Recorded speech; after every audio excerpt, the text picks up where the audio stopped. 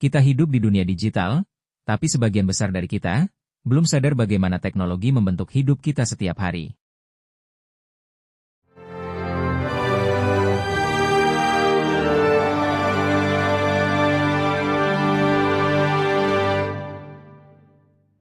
Di dunia digital, setiap tindakan kita disimpan, bahkan saat kita tidak menyadarinya. Jejak-jejak kecil itu berkumpul perlahan, membentuk gambaran besar tentang kebiasaan kita. Jejak sederhana itu kemudian membentuk pola, mengungkap siapa diri kita di dunia digital. Dari pola itu, sistem mulai memahami bagaimana kita bergerak dan berpikir. Dan semakin banyak data yang terkumpul, semakin jelas gambaran tentang diri kita. Semua dimulai saat manusia mulai menyadari bahwa dunia digital bukan sekadar tempat bermain. Kita hidup berdampingan dengan data, dengan jejak-jejak yang mengikuti setiap langkah kita. Dan perlahan, kita mulai mengerti bahwa data itu berbicara pada kita. Jejak itu mengungkapkan pola tentang siapa diri kita. Dan dari pola itu, kesadaran digital mulai tumbuh. Di dunia modern, kita tidak selalu diamati sebagai individu, tetapi sebagai pola.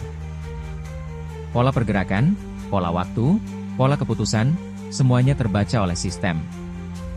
Sistem tidak melihat wajah kita, namun melihat bagaimana kita bergerak dalam dunia digital.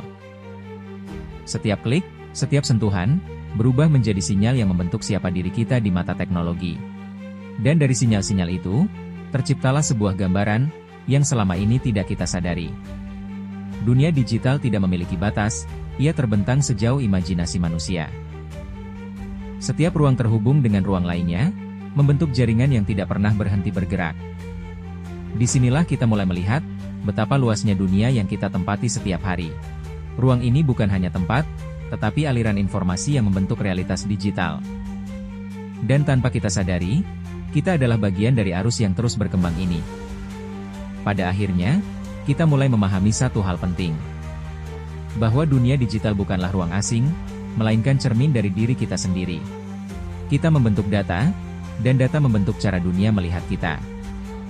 Dengan kesadaran itu, kita mulai melangkah sebagai individu yang lebih bijaksana.